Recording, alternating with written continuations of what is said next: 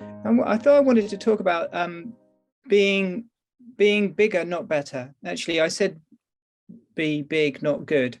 That was something that my preceptor Ratnagosha said to me quite a number of times over the course of when I was training for ordination. And yeah, he said be big. Actually, he said be bigger, not better. I got it slightly wrong. And that sounds better than be big, not good. So he was always encouraging me to be bigger and not better. And I thought maybe it would be useful just to think about that.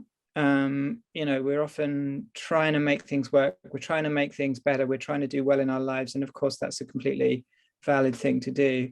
But how about if, can we change the metaphor a bit and think about just being bigger in terms of our lives? And of course, there would be an umpteen number of ways to talk about this. So I've just chosen a few. I want to talk about vision and the importance of keeping in touch with our sense of vision, keeping an active sense of responsibility in our lives, and kind of loosening up our sense of certainties about what life is, keeping a much bigger, broader, bigger perspective. And yeah, I've just sort of going to share some thoughts about all of that. Hope it's useful. We'll see. The starting point is vision. In Bhante Sangharakshita, I presume you're all familiar with Sangharakshita. He has a book called The Noble Eightfold Path, and in that he talks about the need to cherish it. This is your vision. Cultivate it, dwell upon it, deepen it, and clarify it all the time. We know that our minds just, as in one shape one day, another shape the next day. Sometimes if we're looking at our minds and sort of measuring up, how am I doing? Is this practice really working for me? What kind of progress have I made? I don't know whether it's particularly relevant if you've got a very busy life and you feel like your practice isn't, very coherent a lot of the time. Sometimes we can get lost in sort of our instant mental states, what's going on.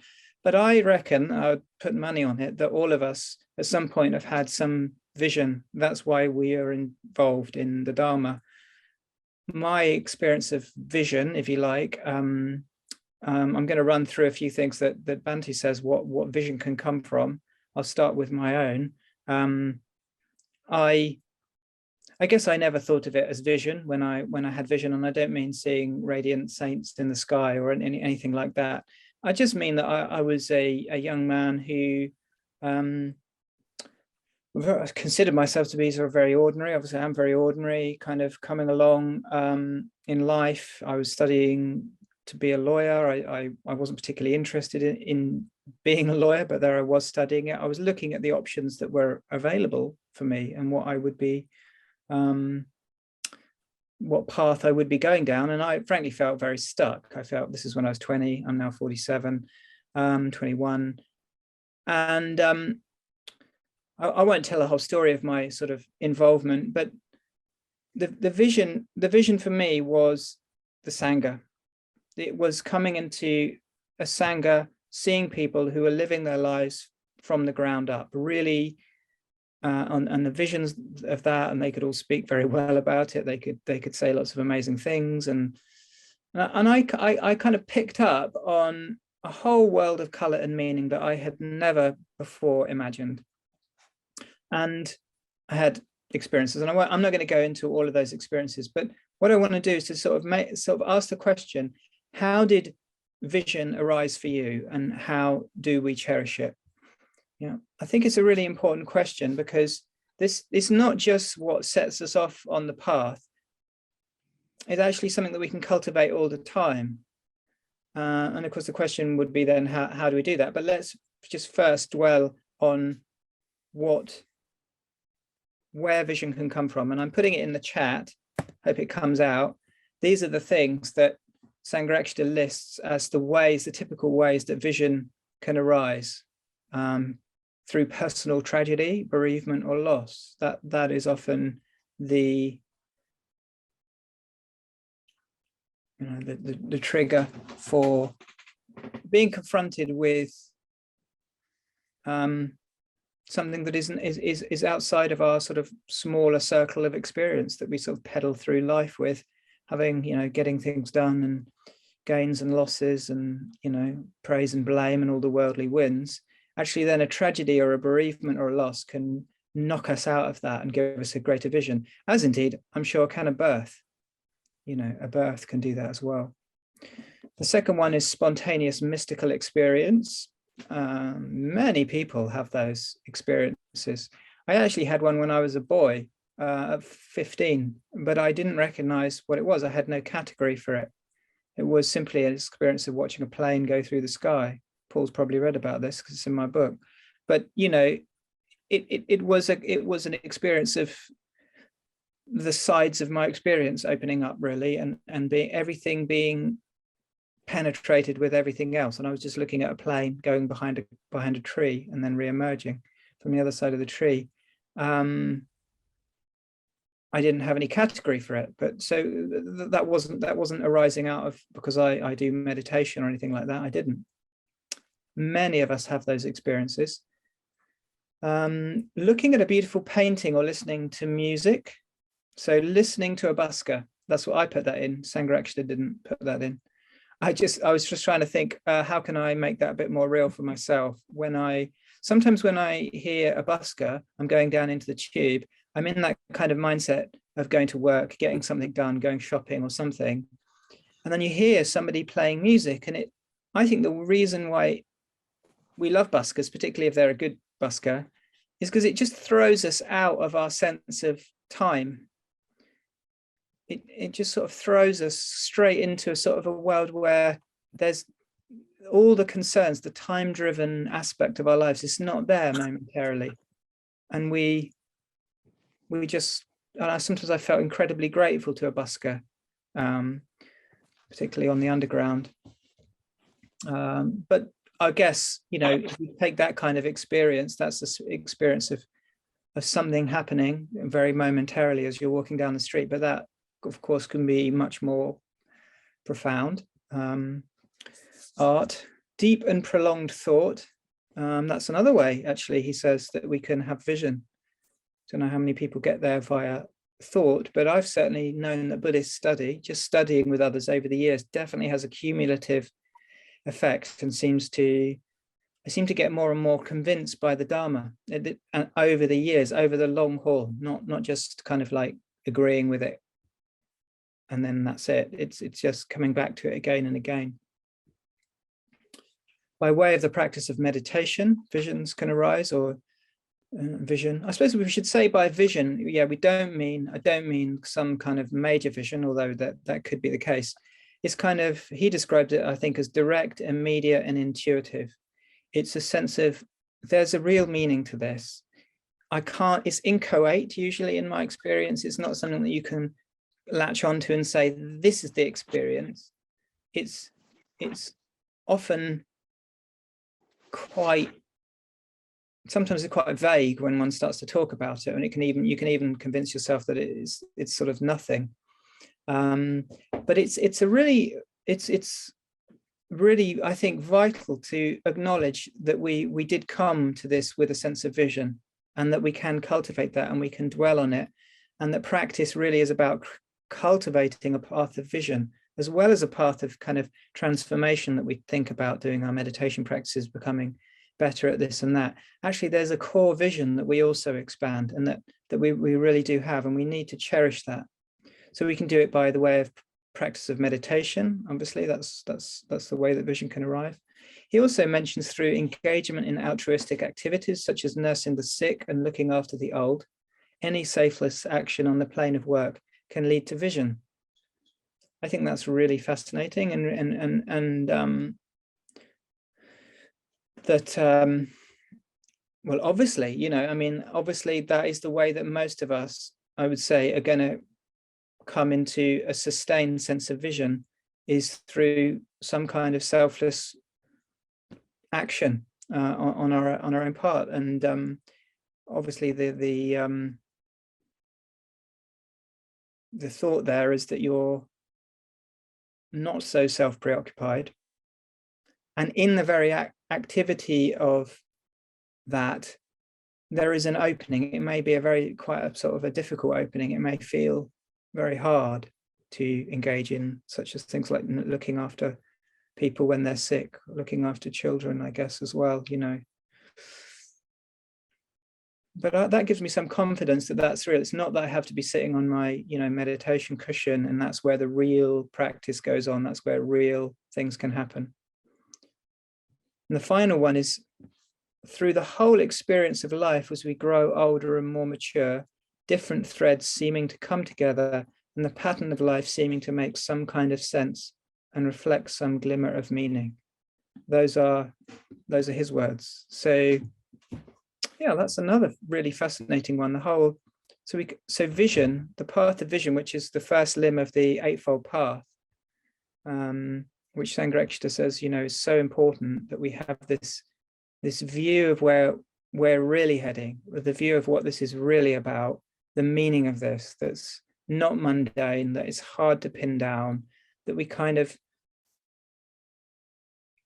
don't even all necessarily have in one go. I don't remember thinking, there it is, I've had this vision. It's this thing that sort of can grow, and it can be almost like you can have it looking back at your life. You can have a sense of where the vision was, even if you didn't even quite notice it or call it that at the time. There would be a moment if we're engaged in the spiritual practice and we have a feeling for, say, something like Dharma practice, there'll be a moment when there'll be a time when we're really inspired and we have this vision. I think what can then happen sometimes, and this is my experience anyway, is that we have to go through a period of internalizing that vision. And you know, this happened to me. Of course, I came along, as we say, and I had this wonderful experience, and I felt in love. I just fell in love with the people. I fell in love with the community. I fell in love with the whole thing, particularly through particular people. And for a while, that was a very beautiful thing. You see this with people who are getting involved in our Sangha. And I'm sure you've experienced that as well to some degree or other. But then you have to somehow internalize it. And I went through a whole period of feeling that I really couldn't really do the Dharma. I couldn't really live up to that vision. I felt like it was all in other people. They could do it. They had something that I didn't have. Something that I had really identified, but it just wasn't me. I just wasn't able to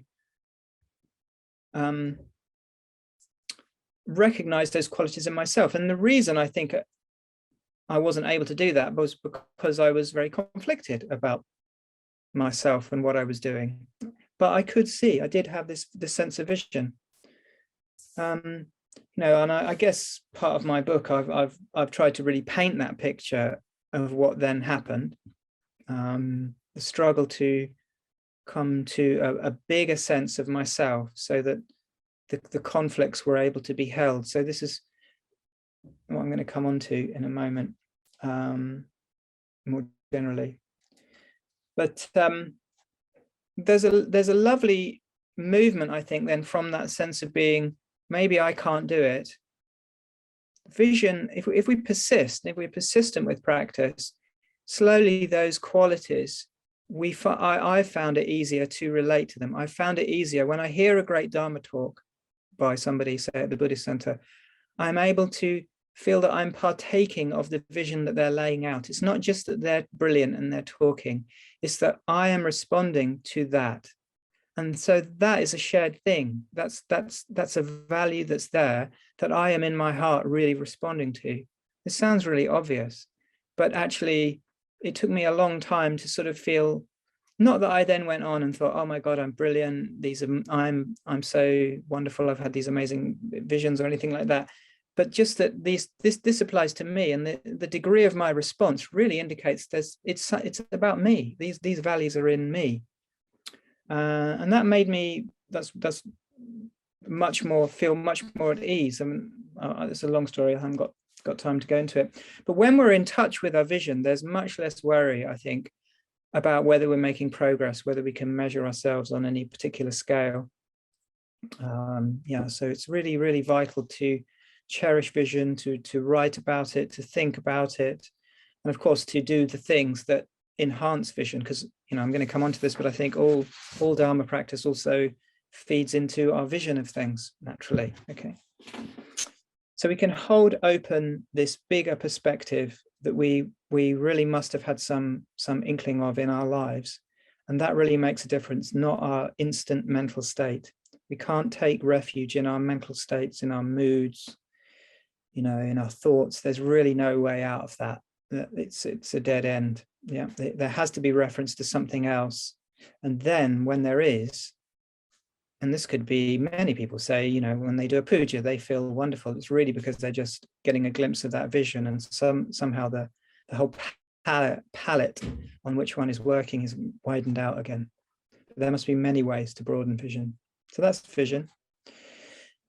So I'll just say one or two things about keeping a sense of responsibility. This has been another thing that's really, been a big thing for me over my life. Can I really take responsibility for myself, and what does that mean? What does that really mean? Because often there's a sense that I might be waiting for something to work out in my life that hasn't worked out, a sense of things are not going quite the way that I want, even kind of blaming. But there's a very unilateral aspect to Dharma practice, I think. If you and it's really helpful to kind of dwell on it. Ultimately, nobody is going to save us here. Nobody is going to do the work for us. Your friends might want the best for you. People might care for you. But I've noticed that I'm completely free to stay stuck in a rut. I'm completely free to be full of doubt and whatever my particular conditionings are, I'm completely free to carry on doing that. And it is nobody is there's a unilateral aspect to practice. And what I mean by unilateral is kind of like you have to take responsibility for the whole thing, even if you get into conflicts with people and you think they're wrong. It's true, maybe it's not true, but it's you who's getting into the situations that you get into. And it's a really tough aspect, and we could probably think about that and what that means. One of the things that I found very helpful with practice is to try to cultivate a sense of loyalty towards the tradition that I'm part of.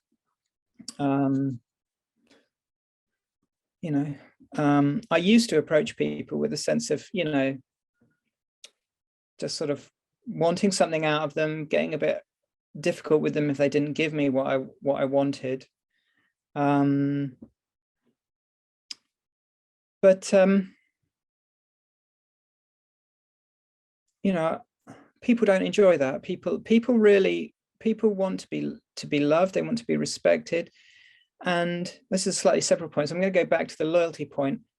I love this movement, Tree Ratner, and I sometimes I hate it. Sometimes I can't stand it. And so I have to kind of stay with a bit of it that I love, that initial sense of that initial sense of what I really cherish about this Sangha. I kind of have to almost put as an act of belief to believe in that. It doesn't mean that I cling on to it kind of in a really narrow way and insist that this is what the order is, or never change my view about what Tree Ratner is or anything like that. It just means that I'm kind of really saying, no, I do love that. And I'm not going to be knocked off that just because of some doubts going through my mind, or because some people are having an argument about something, or things aren't the way that I want. I just have to stay in a loving connection to it. And I admit that I fail a lot. But it really helps me when I do have that sense of loyalty. And to approach people, when you approach people in the Sangha, I don't know whether you have this experience, sometimes probably as a dad, you might think, oh, there's all these people in the Sangha who, I don't know, they don't have children. They're just about going off on a 3-week solitary retreat. They've got all their issues that they're telling you about. And you can kind of start to have a dim view of people in the Sangha, or you can sort of compare yourself to them and have all kinds of thoughts about people in the Sangha. And it's really important not to be totally overwhelmed by that. And maybe you don't have an experience of that. I'm sorry if you don't, but I do. And I just have to kind of realize that people want to be loved, they want to be, you know, and then I've often tried to say, well, why aren't people more friendly to me? And it's really often just because I'm not approaching them in a friendly way. But when I have done, then, you know, you find that then people are much more amenable to you. Hey, big surprise. Comparisons are another thing that we get caught up in. I want to say that I just kind of want to say that, you know, taking, you know, the teaching of dukkha seriously. You know, the Buddha's vision of dukkha, the woes of life, the difficulty of life, was really radical and deep. It was not that just things are not going too well for me at the moment. It was so radical and deep, and it isn't something that is going to be solved just like that by going on a few meditation retreats or by becoming an order member, or it just isn't. It's deep, and yet his response to it was, you know, he found great joy, great freedom. So there's a depth to dukkha. You know, I've been thinking quite a lot about loneliness recently, and the experience of feeling lonely. Actually, with adopting a child, I felt absolutely loved in the Sangha, and totally, people have been wonderful, just dropping in and giving little presents and being interested in my life. So at the moment, I feel very little in the way of loneliness, but I have felt that. And you know, even an experience like loneliness, where you can think, well, you know, I sometimes think, what are friends really? What's friendship really about? And is it any good? And get all doubtful and despondent. But loneliness, if you take it, really look into it, it is, I think, the edge of a deeper connection. It's the edge of something more profound, that can open up. So this path of the Dharma that we're all kind of interested in is about, you know, how are we going to individually, how are we going to do this? How are we going to find out what it is that's really going to help us not blame others, not blame life? Just, it's such a noble vision, somebody who doesn't blame, you know, somebody who, it's a very profound thing not to blame others for life. And you know, I'm guilty of subtly or not so subtly kind of blaming others for my own confusion and my own difficulty ultimately. Yeah, I was going to say more about that, but we've got to move on. We can have questions. Lastly, I just wanted to talk a bit about, so we're talking about staying big. Obviously, you're big if you can be in touch with this vision. You're big if you can. You're getting bigger if you really take responsibility for whatever happens unilaterally without blaming others. And that's painful, and it's not going to be easy, especially if you're really trying to do that. It isn't going to be an easy task. There's something else I just wanted to kind of end with, which is the sense that there really is something that is more than this life, I think, comes in for me, and it has come in.